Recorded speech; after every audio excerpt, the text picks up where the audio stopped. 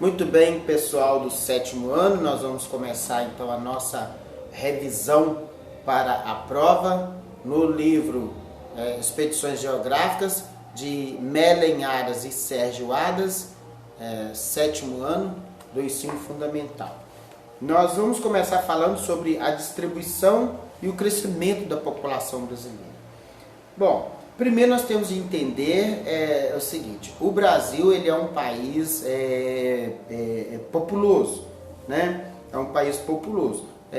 Quando eu falo de um país populoso, eu estou me referindo à sua população absoluta, ou seja, ao total de habitantes dentro deste país, né? Então, uma região populosa é uma região que tem um elevado número de pessoas, né? Um elevado número de habitantes. Então, o Brasil tem um elevado número de habitantes, tem mais de 200 milhões de habitantes o território brasileiro. Apesar de ser um país populoso, que tem um número elevado de habitantes, o Brasil ele é um país pouco povoado. Quando eu falo de povoação, ou seja, de uma região povoada, eu estou me referindo à quantidade de habitantes naquela região em relação ao seu espaço territorial, espaço físico. Então, o Brasil ele é pouco povoado porque, apesar de ter mais de 200 milhões de habitantes, ele é também o quinto maior país do mundo em extensão territorial. Ele tem mais de 8 milhões e 500 mil quilômetros quadrados de extensão territorial. Então, eu tenho um espaço físico, um espaço territorial grande para acomodar um número de pessoas que é pequeno em relação à sua extensão. Nós temos no Brasil, então, para cada quilômetro quadrado, média de 23 a 24 habitantes por quilômetro quadrado. Isso é um número pequeno de habitantes para cada quilômetro. Então, quando eu digo população, um país populoso, estou falando de um país que ele tem uma população, um número de habitantes elevado. Quando eu falo de um país pouco povoado ou muito povoado, eu estou falando do número de habitantes em relação ao território. Número de habitantes por quilômetro quadrado, né?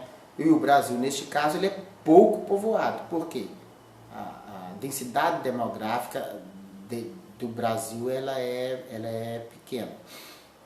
É um país muito povoado, por exemplo, a gente pode ter uma ideia, o Japão e outros países aí, assim, que tem um número grande de pessoas por quilômetros quadrados.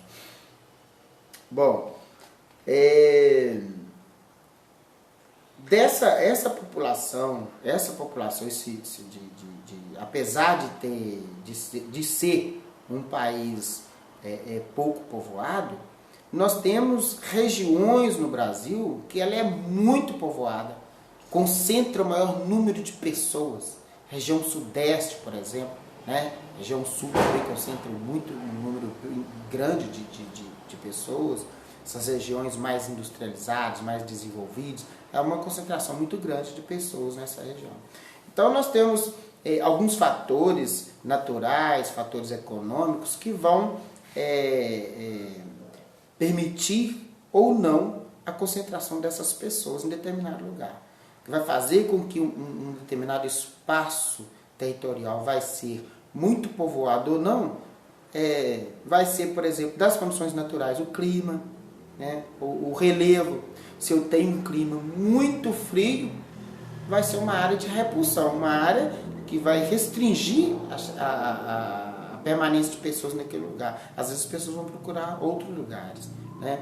Se é um clima muito desértico, muito quente, falta água, também as pessoas vão procurar outras áreas para habitar. Porque, na verdade, se procura um lugar para habitar onde tem água. As primeiras cidades construídas no mundo, né? Por exemplo, Jericó, lá no Rio Jordão, a mais antiga, conhecida, né? Que tem os dados que a gente conhece, Jericó, ele foi construída ao lado do Rio Jordão. Então, as cidades, geralmente, elas elas surgem às margens dos rios, né, onde tem água. Então, numa área desértica, a tendência é aquele espaço ficar com muito pouco povoado, população, uma densidade populacional muito pequena. E a área montanhosa também, terreno muito acidentado, espaço muito acidentado, vai dificultar também morar, vai dificultar o plantio, né, o cultivo aí da agricultura, então a mesma pecuária. Então a área muito acidentada vai dificultar também a concentração de pessoas. São coisas que vai restringir a concentração de pessoas. Então, condições naturais, relevo muito acidentado, ou seja, muito morro, muita montanha, né? Clima também muito quente ou muito frio, né? Vai dificultar. E as condições econômicas também, ela vai dar condições ou não de concentração de pessoas. Uma região muito industrializada vai concentrar muita gente, porque é onde tem o emprego, onde tem condições de sobrevivência melhor, né? Se eu tenho, por exemplo, uma região boa de comércio, né? Indústria, ou mesmo cultiváveis, né? Uma região onde tem fácil de você plantar, colher, você vai concentrar as pessoas. As primeiras cidades a de se industrializar no Brasil, e são as mais urbanizadas, são as que têm mais concentração de pessoas, Rio de Janeiro e São Paulo. Foram as duas primeiras cidades que receberam indústrias no Brasil, principalmente a partir da década de 50 ali, aproximadamente. Então são esses dois fatores aí. A região sudeste, além de ser mais povoada, é a mais populosa. Que eu falei, região sudeste, Rio de Janeiro, São Paulo, Minas Gerais, Espírito Santo. Além de povoada, ela também é a mais populosa. Tornou-se a principal atração populacional no decorrer da história do nosso país devido à atividade mineradora em Minas Gerais, né? Extração de minério em Minas Gerais no século XVIII, a expansão da cafeicultura no Rio de Janeiro e São Paulo. Então, região que tinha o quê? Atração populacional, tinha emprego, tinha lugar de conseguir meios de sobrevivência. Né? E a industrialização no século XX, né? A indústria. Lembrando que indústria é o quê? Indústria, ela é atividade econômica, atividade de transformação de uma matéria-prima em um produto pronto para o consumo. Vou transformar uma matéria-prima em um produto para ir para o mercado de trabalho. Por exemplo, eu pego o minério de ferro, né, e dele vou produzir o aço, eu tenho uma indústria de produção de aço. E este aço, ele vai para a indústria de automóvel. Né? Vai para a indústria de automóvel e outros tipos também, pode ser eletrodoméstico. Então, essa indústria, ela vai fazer com que concentre pessoas em torno delas em busca de emprego, melhor qualidade de vida. Então, olha só, o mapa aqui na página 46, ele mostra muito bem aqui as primeiras regiões a industrializar no Brasil, o litoral. Então, quando eu colocar na prova lá, se eu colocar na prova, né, guarde bem isso, as regiões mais urbanizadas do Brasil, as regiões com concentração de população, o litoral, né? E principalmente aqui na região sudeste, Minas Gerais, São Paulo, né? Rio de Janeiro, Espírito Santo, essa região sudeste aqui, a região mais urbanizada. Aqui embaixo, aqui região sul, né? Então, guarde bem, essas regiões, região do litoral, principalmente São Paulo, Rio de Janeiro, Minas Gerais, essa região sudeste, região de maior concentração de pessoas aqui no Brasil. Bom, o crescimento populacional brasileiro, ele basicamente tem duas causas. Uma delas, o crescimento natural, que a gente pode chamar também de crescimento vegetativo, e a imigração. Primeiro, o que é um crescimento natural? O crescimento natural, presta atenção nisso aí, que é um crescimento natural. Ele é a diferença entre o número de nascimento e o número de mortes. Então, o crescimento natural, ele é a diferença entre o número de pessoas que nasceram no país e o número de pessoas que morreram. Porque aquela diferença ali, ele é o crescimento natural. Por exemplo, se nasceram 1.000 pessoas dentro de um ano, né? Geralmente é medido por ano isso aí. Nasceram 1.000 pessoas dentro de um ano e morreram aí 900 pessoas. Então o crescimento foi neste caso aí, de 100 pessoas, né? Cresceu 100 pessoas. Acrescentou dentro do território. Então, o crescimento natural ou vegetativo é essa diferença entre o número que nasceu e o número de pessoas que morreram. Olha só, a diferença entre a taxa de natalidade e a taxa de mortalidade dá-se o nome de crescimento natural ou vegetal. A mesma coisa, crescimento natural ou vegetal da população. A taxa de natalidade corresponde ao número de nascidos vivos a cada 1.000 habitantes de um país, estado ou município em determinado período de tempo, geralmente um ano. É calculado dividindo-se o número de nascidos vivos no período pelo número da população existente no mesmo período. Então, eu divido o número de pessoas que nasceram, período de um ano, por exemplo, em Caratinga, pessoas que nasceram vivos, né, período de um ano dentro de Caratinga, e o número da população existente em Caratinga. No caso, Caratinga, média de 90.000 pessoas. Então, se nasceram vivos 1.000 pessoas, nasceram vivos 1.000 pessoas aqui em Caratinga. Eu divido essas 1.000 pessoas por 90.000, que é o número de habitantes de Caratinga, aproximadamente 90.000. Então, olha, divide-se o número de nascidos vivos no período pelo número de população existente no mesmo período. O resultado é multiplicado por 1.000 para facilitar a leitura e permitir uma comparação internacional. Então, nasceram vivos 1.000, eu divido por 90.000 habitantes, que é o número de habitantes de Caratinga. E aí eu multiplico por 1.000. Fica, então, tantas pessoas em cada 1.000. Então, a taxa de natalidade ela é medida por 1.000, não é por cento. Tantos por 1.000. A mesma coisa é a taxa de mortalidade. O cálculo é a mesma coisa. Olha, a taxa de mortalidade corresponde ao número de óbitos por 1.000 habitantes. É calculado dividindo seu número de óbitos em determinado período pela população total, neste mesmo período, e multiplicando-se o resultado por 1.000. Então, o cálculo é o mesmo. A diferença é que na taxa de natalidade, eu divido o número de pessoas que nasceram pelo número de habitantes e multiplico por 1.000. A taxa de mortalidade, eu divido o número de pessoas que morreram pelo número de habitantes da região e multiplico por 1.000.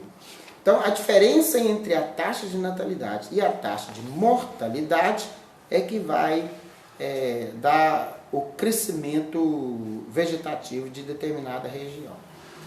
Outra coisa que determina esse crescimento populacional no Brasil é a contribuição da imigração, a quantidade de imigração. Os imigrantes que vieram para o Brasil. Então aí nós vamos ter que diferenciar, né? Vocês podem prestar atenção nisso, porque é uma questão, né, que eu posso jogar na prova lá. Diferenciar 3 palavras: imigração, emigração e migração. Migração. Do que se trata? Migração. Quando eu falo de migrante, estou falando de pessoas que estão se locomovendo de um lugar para outro. É um migrante. Se ele saiu de Caratinga, foi para Ipatinga, ou saiu de Ipatinga, veio para Caratinga, ele é um migrante. Ele está migrando de Caratinga para Ipatinga e de Ipatinga para Caratinga novamente, ele retorna. Então é um migrante. Fala do movimento dessas pessoas. Palavra migração. A palavra imigração, aí já se trata da chegada de pessoas, estabelecimento das pessoas em determinado local, geralmente por um ano ou mais. Mas a imigração, ela se refere à chegada de pessoas. As pessoas que vieram de fora para morar em Caratinga, por exemplo, ou seja, para estabelecer em Caratinga, é um imigrante caratinguense, né? Estabelecendo a moradia em Caratinga. Ele é um imigrante caratinguense. Agora, a palavra emigração, ou seja, emigração, ela está falando daquele que sai, emigrou-se, ou seja, emigrou-se de Caratinga, morava em Caratinga e foi embora morar em outra região. Então ele é um emigrante de Caratinga. Por exemplo, a minha irmã mudou de Caratinga para o Ipatinga. Então ela é uma emigrante caratinguense, porque saiu de Caratinga.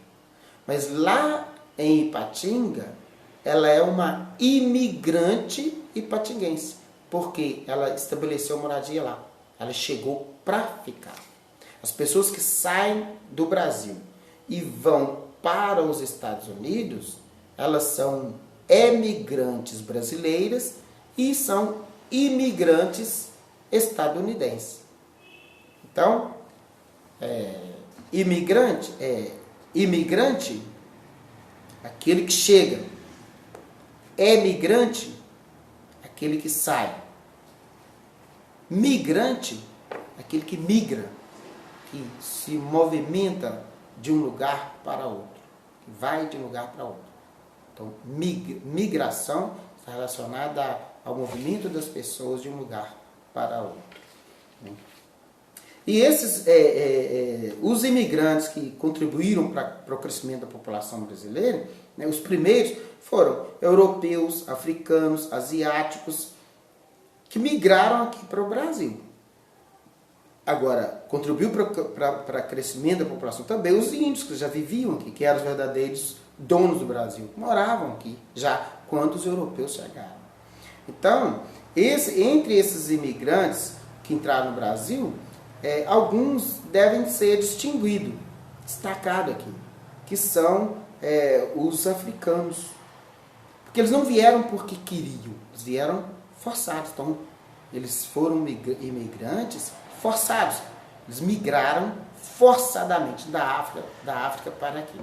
Então, estes, eles vieram sem vontade própria, né? E trazidos como escravos. E os imigrantes livres e espontâneos, que foi depois da escravidão, né? Depois da escravidão, os imigrantes livres e espontâneos, os que destacaram foram os portugueses, os italianos, os espanhóis, alemães e japoneses. Portugueses, italianos, espanhóis, alemães e japoneses. Esses imigrantes, eles vieram livres. Acaba, por exemplo, a escravidão, 1889, ali, com a abolição da escravatura, eles começam, então, a migrar para o Brasil. Vários europeus desses vêm para o Brasil para estabelecer moradia. E principalmente para o sul do Brasil. No sul do Brasil nós temos uma das regiões mais desenvolvidas do país, porque vieram para morar, os alemães, italianos e outros, vieram morar ali no sul do Brasil, estabeleceram moradia e criaram condições favoráveis para sobreviver, né? Lugar de morar, onde você vai para morar, você quer ter lazer, ter coisa boa, né? Estabelecer moradia, lugar que você quer o desenvolvimento daquele espaço. Enquanto que Minas Gerais, o Nordeste, principalmente o Nordeste, né? O pessoal veio mesmo para explorar, vieram escravos, né, para essas regiões e então foi colonizado de maneira diferente. Mas acontece, chega a década de 30, na década de 30, esses imigrantes, essas imigrações para o Brasil, elas começaram a diminuir, né, por vários fatores. Um dos principais fatores foi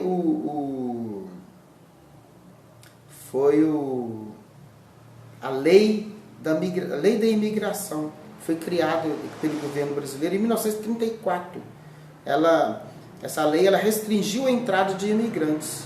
Estabelecia cota anual de 2% do total de imigrantes de cada nacionalidade que tinha imigrado nos últimos 50 anos. Então, nos últimos 50 anos, quando chega em 1934, o imigrante alemão, por exemplo, de cada 100 imigrantes alemão que tinha aqui dentro dos 50 anos, apenas 2 poderia entrar no Brasil e estabelecer aqui, né, e ficar por aqui. Então, essa lei de cotas, ela reduziu. Você não podia mais vir em quantidade numerosa, um número que quisesse de alemão, de espanhol, de italiano, né, ou português aqui para o Brasil. Tinha que obedecer essa cota, esse número restrito aqui, né? 2% do total de imigrantes de cada nacionalidade que tinha imigrado nos últimos 50 anos. Isso reduziu a quantidade, o crescimento populacional brasileiro, porque reduziu o número de imigrantes e eles foram um dos maiores contribuintes para o crescimento da nossa população. Alguns fatores que reduziu, além dessa lei de cotas estabelecida em 1934, a partir da década de 60, né, 1961 aproximadamente, veio reduzindo cada vez mais. E aí vários fatores contribuíram para essa redução de crescimento da população, né? Modernização da economia brasileira, representada principalmente pela industrialização.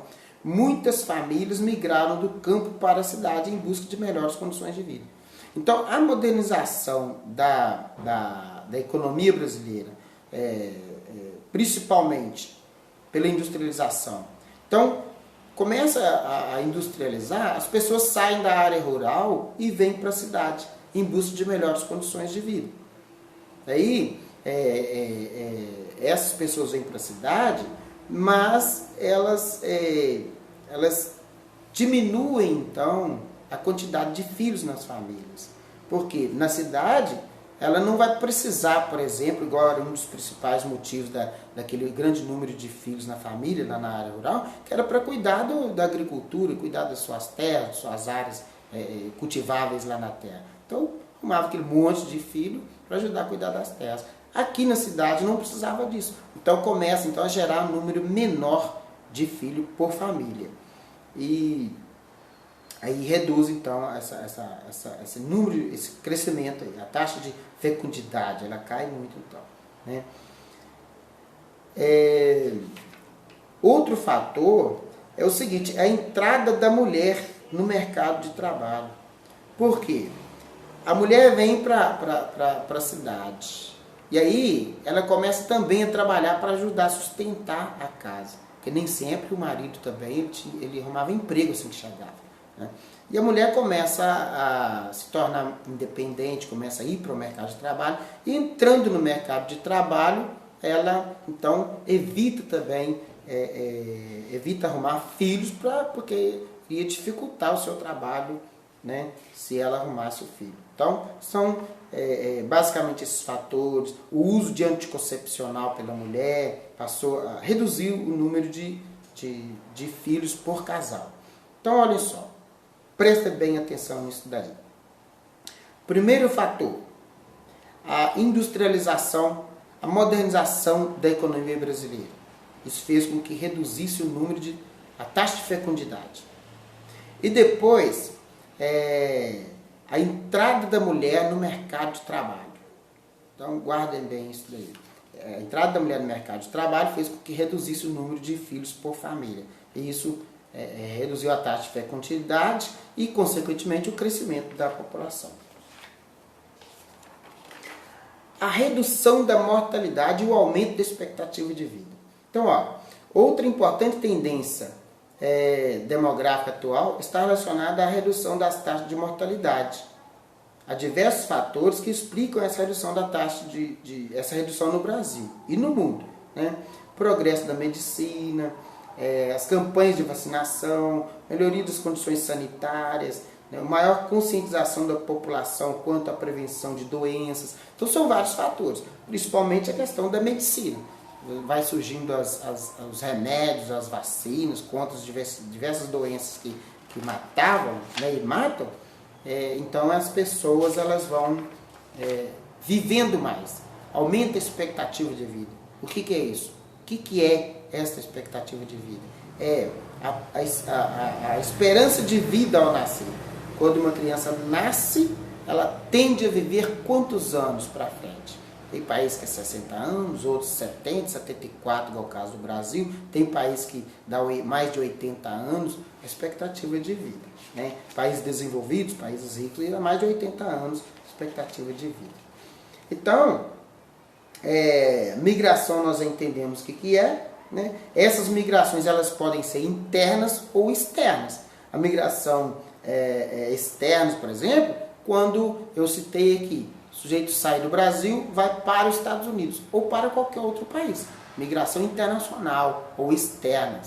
E a migração interna é quando as pessoas elas migram dentro do próprio país, dentro da própria região ali. Migração interna. Né?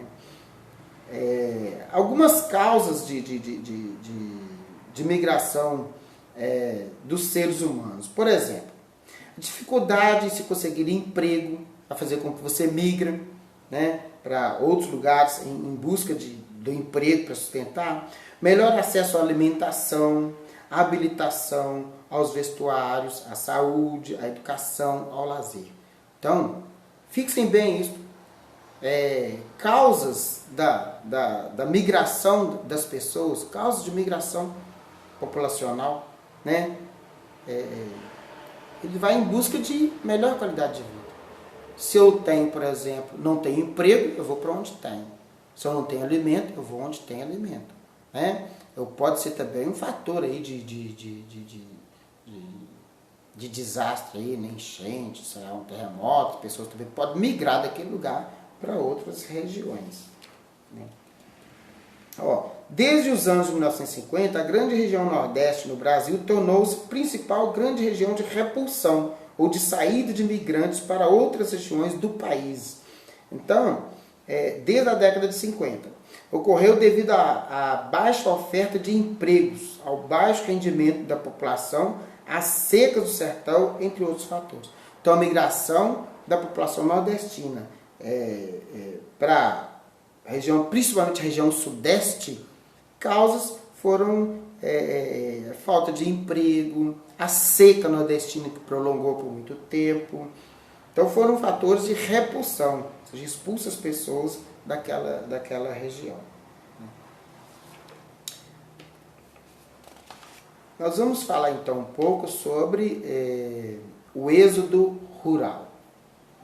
O que é esse êxodo rural? Ou migração campo-cidade. É o principal movimento populacional interno no Brasil. Em 1950, de cada habitante, cerca de 69 moravam no campo, formando população rural. 31 viviam nas cidades e compunham a população urbana. Então, o ritmo acelerado da industrialização brasileira, somado aos problemas no campo, como baixo salário, difícil acesso à propriedade de terras pelos trabalhadores rurais, foi a grande maior propulsora do êxodo rural. Então, nesse momento, década de 50 para cá, até década de 70 aproximadamente, houve um grande movimento populacional dos brasileiros, do campo para a cidade. E esse movimento em massa é que a gente vai chamar de êxodo rural. Né?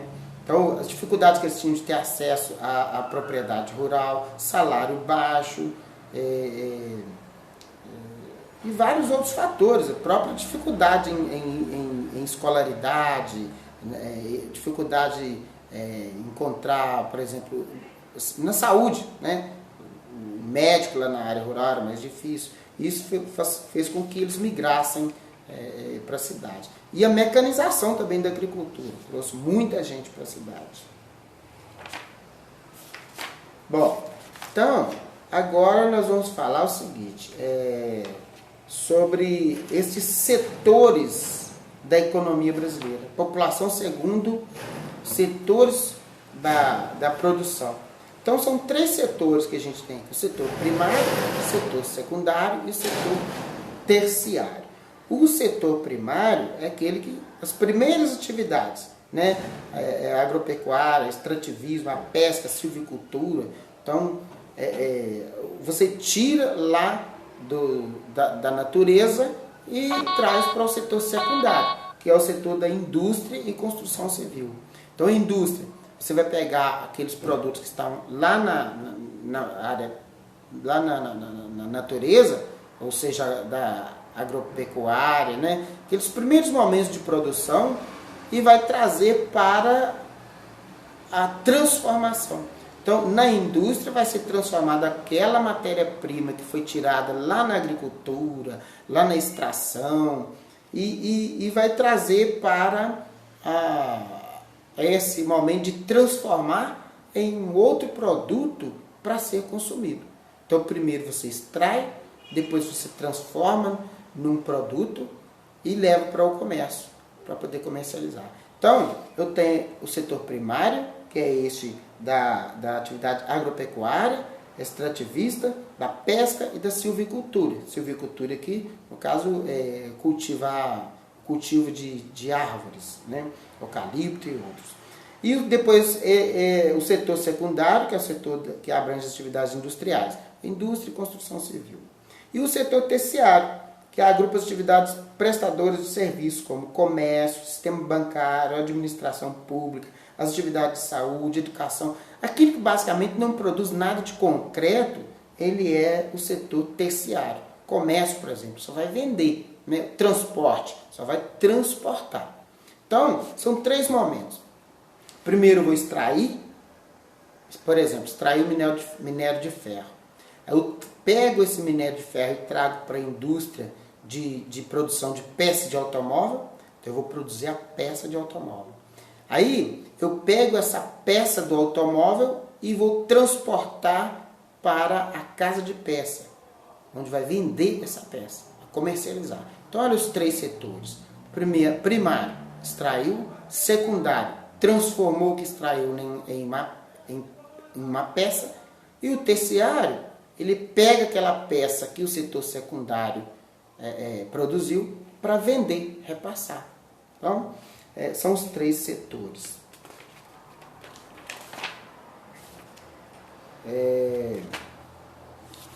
Bom, nós vamos então agora, outra fator que nós vamos falar aqui, é a diversidade cultural e os afro-brasileiros, né? Então a população brasileira, nós já falamos no começo, originou basicamente da miscigenação de vários povos, mistura de povos. E essa mistura de povos fez com que a gente tivesse vários tipos de cultura, uma variedade de culturas dentro do Brasil, né? Os grupos africanos vieram forçados, obrigados, para o Brasil, e houve uma miscigenação entre esses grupos, dos africanos com europeus e índios aqui, formando a nossa população.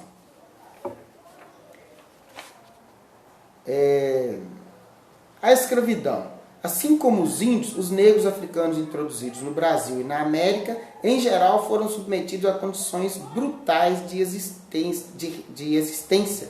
Arrancados de suas comunidades, de suas famílias e de suas terras, atravessaram o Oceano Atlântico nos sujos porões dos navios, negreiros como cargas ou mercadorias de venda e compra. Então aqui fala das condições que esse povo veio para aqui, forçado, foram obrigados, não vieram porque queriam, né? E, na verdade, esses são os povos os africanos que contribuíram para a construção do nosso Brasil, né?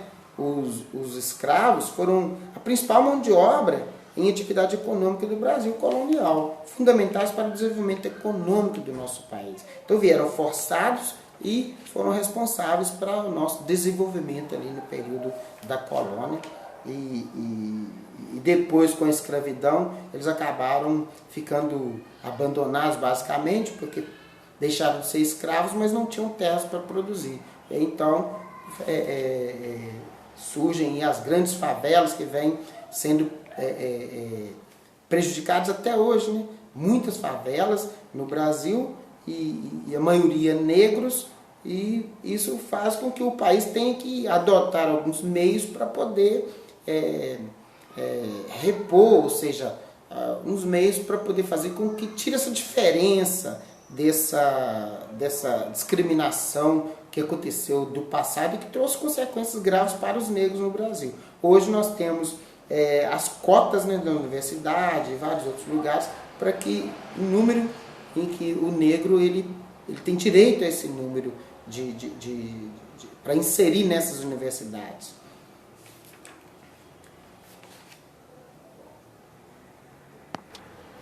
Bom, nós vamos finalizar então essa revisão com a urbanização brasileira. O que é a urbanização? Então vocês vão ter que definir o que é isso aí. Urbanização. Ela é, na verdade, ela corresponde ao processo demográfico caracterizado pela concentração da população nas cidades. Então, concentração de pessoas, começa a reunir um grupo mais elevado de pessoas dentro das cidades, né? E isso aí a gente vai chamar então de urbanização, o acréscimo, o aumento das pessoas dentro das cidades. E aí não pode confundir com o crescimento urbano. O crescimento urbano está relacionado com o crescimento territorial, o espaço físico, né? Quanto maior o número de pessoas dentro da cidade, eu tenho também que crescer o espaço físico daquela cidade. A gente vê que Caratinga, por exemplo, nós tínhamos um número de habitantes até um determinado tempo atrás. Os habitantes foram aumentando o seu número, ou seja, Caratinga foi urbanizando cada vez mais, e isso vai expandindo. Olha, as pessoas expandiram, por exemplo, para o bairro Doutor Eduardo, aquele ali foi invadido, né? E aí, após a invasão, surgiu o bairro Doutor Eduardo. Depois, aquela região do Portelinho também, né? Então, a área urbana, ela vai aumentando, vai crescendo o espaço físico. Então, o crescimento urbano de Caratinga, né? Expandindo para o espaço do Doutor Eduardo, o bairro lá, Portelinho, e expandindo ali para o posto Caratinga ali, aquele bairro Floresta também é um bairro novo. Então vai aumentando, vai aumentando o espaço. Isso aí é o que a gente chama de crescimento urbano. Então, urbanização é uma coisa, é a concentração das pessoas na cidade. E crescimento urbano é o crescimento do espaço físico, onde ficam essas pessoas urbanizadas. Nós vemos aqui o mapa da página 76. Olhem só, as áreas mais urbanizadas do Brasil, a gente está vendo aqui, por exemplo, São Paulo, né? Olha assim, ó, Goiás, Minas Gerais. Então, nós temos esses pontinhos verdes, são as áreas mais urbanizadas, né? Quanto mais escura a cor aqui, mais urbanizado. Quanto mais claro, menos urbanizado. Então, a região mais urbanizada aqui, maior número de população, por exemplo, aqui a gente está vendo que São Paulo, Rio de Janeiro, Espírito Santo, Minas Gerais e outros aí. Bom, essa urbanização, nós temos com nós brasileiros a herança de que nós urbanizamos tarde demais, ou seja, urbanização tardia. Quando eu falo de urbanização tardia, eu estou falando de um país que ele urbanizou depois de outros países, porque na verdade essa urbanização, o crescimento urbano ou urbanização é um crescimento mundial. Então aqueles países ricos, eles vieram urbanizando primeiro, depois nós, né? Brasil, por exemplo, a urbanização brasileira foi basicamente depois da industrialização, depois no século XX, né? Aproximadamente 1950, depois para cá, veio então urbanizando e industrializando. Então, urbanização e industrialização tardia, ou seja, urbanizou, industrializou depois dos outros, foi mais tarde, né? Ela não ocorre em todos os países na mesma época, nem com a mesma velocidade. Então a urbanização não ocorre da mesma forma em todos os países. Aqueles que iniciaram a industrialização no século XVIII e século XIX se urbanizaram antes dos que industrializaram posteriormente, como o Brasil, né? Então, somente a partir das décadas de 1950 e 60 a população urbana cresceu de forma acelerada no Brasil, porque quando começou então a surgir a industrialização, né? Industrialização tardia, consequentemente, urbanização também tardia. Com relação à hierarquia urbana, nós temos, por exemplo, nós temos de entender que existe uma rede urbana. A rede urbana, ela se trata da ligação, da influência, da dependência de uma cidade a outra, né? Então, a cidade, ela assumiu no decorrer da história uma importância muito grande para a sociedade. Tornou-se o centro da produção material, da prestação de serviços e das decisões políticas e econômicas, a sede dos movimentos culturais e o local de produção e valores sociais de mobilização de massa. Só que esses movimentos, esse desenvolvimento, elas vão desenvolver de diferentes formas. Umas desenvolvem mais do que a outra, né? Então, umas se tornam dependentes da outra. Então, formam uma rede. Santa Rita depende de Caratinga, então tem aquela rede que vai movimentar de Santa Rita a Caratinga.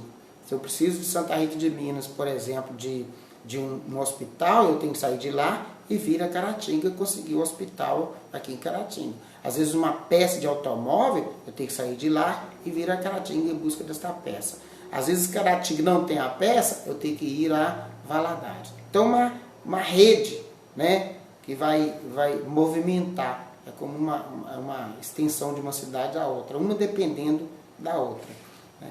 E aí isso aí vai formar uma hierarquia, essa questão de dependência. Por quê? É como o regime militar, né? Soldado, sargento, soldado, cabo, sargento, e assim por diante. Então, quanto maior uma cidade, mais ela vai, as outras vai dependendo dela.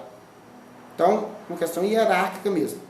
Caratinga vai a Valadares, de Valadares vai a Belo Horizonte, de Belo Horizonte a São Paulo e vai assim crescendo.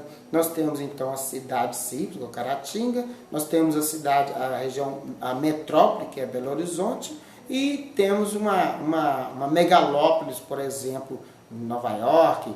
Nós temos megalópolis, por exemplo, que está formando ainda, que é São Paulo e Rio de Janeiro, está formando uma área ali de megalópolis, ou seja, uma grande cidade. Junta as duas cidades, vira uma grande cidade. Como que acontece, então, esta metropolização? Ela acontece através da conurbação, que é o quê? A conurbação, ela acontece unificando as áreas urbanas. Você tem uma região que ela vai sendo construindo uma próxima, em direção à outra. Olha, eu tenho aqui, por exemplo, uma cidade aqui, né, São Paulo, e que ela vai sendo construindo aqui em torno da estrada, né, as estradas aqui, ligando aqui, ó, vou construindo casas, onde começa, e vai urbanizando aqui, ó, vai ligando, então vai conurbar, é a ligação física, construções aqui de casas, de moradias e tal, até ligar a outra cidade. Então vai conurbação, isso aí. E aí forma então uma grande cidade, uma megalópole, unindo São Paulo a Rio de Janeiro. Vira a megalópole São Paulo, Rio de Janeiro. Eu tenho aqui São Paulo, que é uma região metropolitana. Eu tenho Rio de Janeiro, que é a região metropolitana. E essas duas metrópoles ligam, formam uma megalópolis.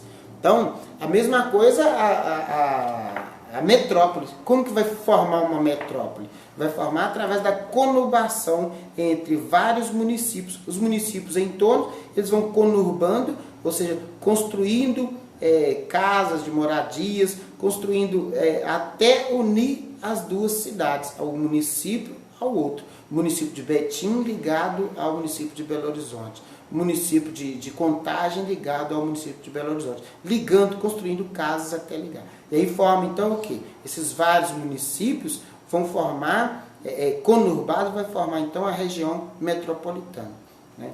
a gente pode ter uma ideia aqui de Caratinga, a gente construindo casas, né, ou mesmo pontos de comércio ali do posto Caratinga no sentido da Santa Rita, que já está acontecendo, com o tempo vai ligar Caratinga a Santa Rita, vai conurbar, a conurbação, então é essa ligação de um município ao outro através de construções de moradias, ou de comércio, de estrada.